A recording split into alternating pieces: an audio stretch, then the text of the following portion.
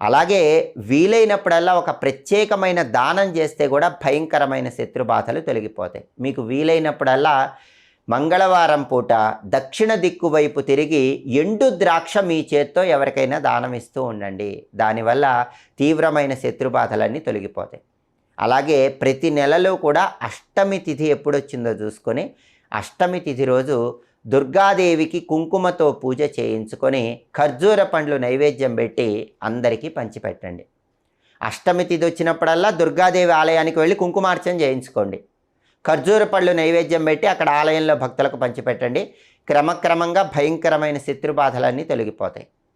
అలాగే శత్రుబాధలు ఎక్కువగా ఉన్నవాళ్ళు, శత్రుబాధల వల్ల విసిగి వేసారిపోయిన వాళ్ళు ఎవరైనా సరే, శత్రుబాధల వల్ల తరచుగా భయపడే వాళ్ళు ఎవరైనా సరే, ఆ శత్రుబాధలు సంపూర్ణంగా పోవాలంటే బుధవారం రాత్రిపూట శనగలు నానబెట్టి గురువారం రోజు ఆ